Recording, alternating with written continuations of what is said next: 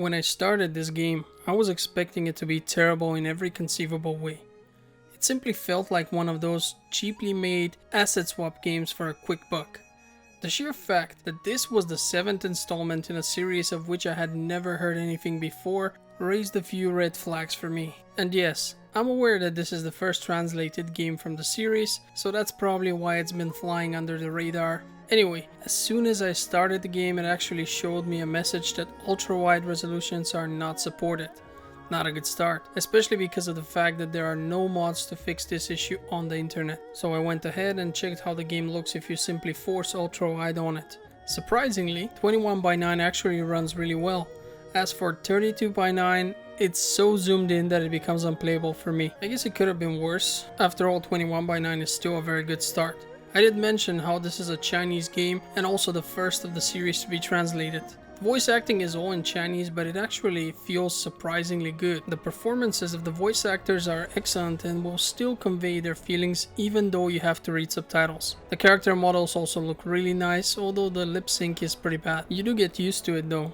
As for the translation, I have to say that the quality of it is very mixed. On one end, you see expressions being used properly. I say this because I have a few Chinese friends and I know that they use very different expressions from what we see in Europe. Oftentimes they will simply translate one of their strange expressions word for word into English, and it will cause mass confusion and head scratching from everyone who is not Chinese. In Xuan Sword 7 you see lots of expressions which are clearly converted for a Western audience. This means that whoever translated this had deeper knowledge of Western culture. It was thus clearly not just Google translated. At the same time, there are many sections where the translation will be hilariously bad. Just look at instructions for a minigame here.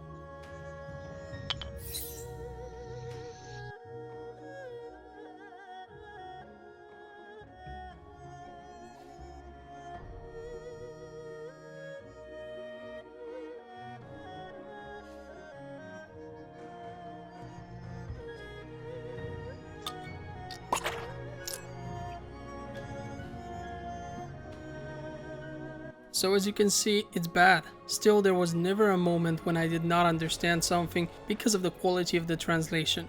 However, there were times when I didn't understand what was being said because the subtitles would just flash for half a second and disappear, or because they would never actually appear in the first place. Luckily, those instances were few and far between, so far that I can probably count those instances on the fingers of my hands for the whole 17 hours it took me to finish this game. And now let's talk about the game's visuals. The characters here look quite nice, and while their animations are super stiff, they still make an overall good impression. The rest of the game, however, does not. The environments look like something I would have seen on a PlayStation 3 game. The fact of the matter is that this is a budget title. It currently costs €30 on Steam, while I've also read that it actually costs $15 if you buy it in China. Given this price point, I'm willing to forgive some of its weaknesses, especially considering that every conversation is voice acted in Chinese. Nothing is given to you just as text. However, there are some issues here which I would not be willing to forget. For starters, the graphics settings are extremely limited. You can just set the graphics quality to low, medium, high, and are also given the option to change your resolution and brightness. This problem becomes even more obvious when you realize that you cannot change your key bindings in any way. The game has decided that your dodge is going to be shift, while your block is going to be space. I guess in China the players are mostly used to such different standard settings, but for me this was confusing and caused me to take damage more than once simply because I pressed the wrong button out of pure habit. Before we move on, I would like to address the game's name. I actually checked a few other reviews of the game initially because I was curious how it was being pronounced. Everyone pronounced the name differently. Luckily, the characters of the game actually say the name in Chinese several times, since the sword that carries this name is a very important object when it comes to the story. The proper pronunciation is Xuan Yuan Sword 7. Don't believe me? Listen to this short clip. 夫人，我找到了，轩辕剑，轩辕剑，轩辕剑。 I know I was surprised as much as you probably are right now because what we see written here sounds nothing like what's being pronounced, but it is what it is. Now let's talk about the game's story. First of all, you don't need to have played the previous games in order to get most of its story. I say this because I obviously haven't played them and I still got the story, at least mostly. It also seems like our heroes here are all unique to this 7th installment, which is good. The story is actually somewhat original. You are Zhao Taishi, the son of an important aristocrat who was murdered by a group of what we would describe as terrorists nowadays. You and your stepsister escape the slaughter and you raise her while doing a few odd jobs and hunting. She's sickly and needs to take herbal medicine, which you have to constantly brew for her, and which is also the reason why you're kind of broke. One day you get hired to lead representatives of that same terrorist group into the forest where they wish to hunt some sort of monster. The monster escapes and returns to your village, where it conveniently takes your sister as a hostage. The terrorists shoot the monster without any regard of your sister and injure her gravely as well. In order to save her, you use a secret scroll which teleports you to a hidden garden where a king is being held captive. Clearly our protagonist has been here before and knows that the king has vast knowledge of magic. With the help of his instructions, you manage to extract your sister's soul and place it within an automaton. Your quest now will be to find a way to heal her body and return the soul back into it. For the time being, she can accompany you on your journey and actually fight alongside you. The story involves even more stuff that happens, which I will not spoil for you, but I will mention that you meet a mysterious woman who also joins your party. This also happens early on, so it's not anything that's substantially spoiled for you. But since I don't want to spoil anything from the mid to late game, I will keep the rest to myself. Suffice it to say that the story, while not being great, is still entertaining enough. As for the gameplay, it reminded me a lot of The Witcher 2 and the first Mass Effect game. The reason for that being how linear it actually is. For the most part, the game is one giant corridor. However, in this case I found it to not bother me since it's designed quite well. The world feels interconnected, you cross villages and other places, but it all fits somehow. The game even provides you a fast travel option, which is mostly useful for the side quests since those might require you to backtrack a little bit, but it's still a great addition. The checkpoints are also close enough so that you are not heavily punished if you make a mistake and should die at any point. All in all, the linear nature of the game was not something that bothered me, just as it didn't in those other games I mentioned. You see, an open world is only good if the developer can actually make it feel alive. These worlds motivate the player to explore and go on adventures outside of the story. They are only good if done really well, with lots of random encounters and places with rewards. This requires both a larger team and budget, something that clearly wasn't available here. So in this case, I prefer a linear world than a poorly done open one which only wastes my time with annoying repetitive tasks. Something that did bother me here, however, is the fact that the game doesn't teach the player how to do lots of things.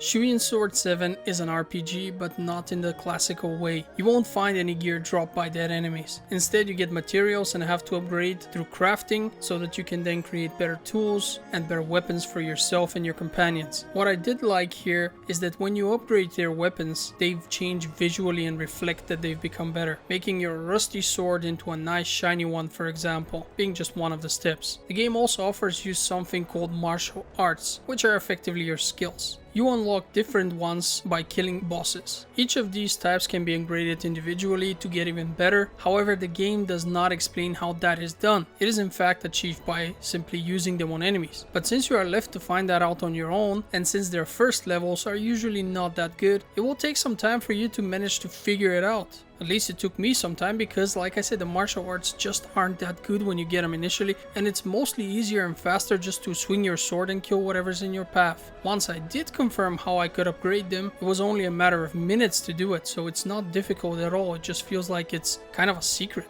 You also level up by killing enemies, and I mean classical leveling up where your level increases. But these levels do almost nothing. The only real improvement I was able to see was your stamina increasing. It doesn't increase your stats in any other way, at least I don't think it does. Your gear increases your stats, so you need to upgrade that. So when you level up, you just get more stamina. And yes, you do have a stamina bar, and every action costs some. You also have a block with the ability to perform perfect blocks, which will allow you to parry an attack. You also find bonfires, which heal you and reset all enemies when used. You see where I'm going with this? Yes, I thought the same thing. This sounds a lot like a Dark Souls clone. Luckily it's not. The game has its own combat flow and is for the most part actually quite easy. Nothing like Dark Souls.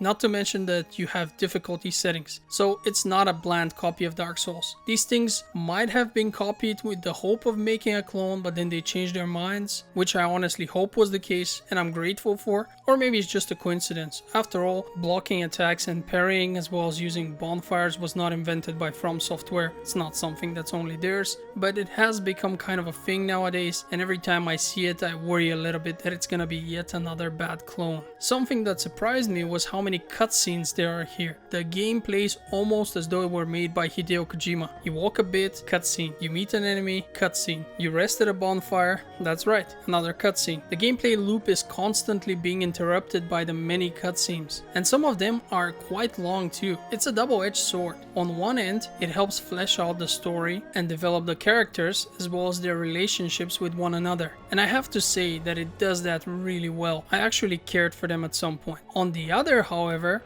it can at times feel really overburdening. I'm guilty of skipping a few cutscenes due to lack of patience, and that's not something I can say I've done too many times before. I generally enjoy these things, but in this game it might be a bit too much. Perhaps less cutscenes, or at the very least shorter ones, would have been closer to the golden middle. The game also features puzzles. All of them were actually designed in a way that makes them look challenging at first, but once you think a bit and use the process of elimination in some cases, all of them can be solved without any need for external help. But let's talk about the combat. I was initially worried that there will only be a few enemy types, simply because that's all the enemy types I had seen for my, let's say, first hour and a half of playthrough. But luckily, as you progress further into the story, more and more become available. The groups become larger as well and the difficulty ramps up. By that time you should have some decent upgrades to both your gear as well as that of your companions, so the challenge will feel appropriate. With all of the side quests, this game took me a bit over 17 hours to complete, which is pretty decent for an RPG of this style. Overall, I ended up enjoying Xuan Sword 7 a lot more than I had expected.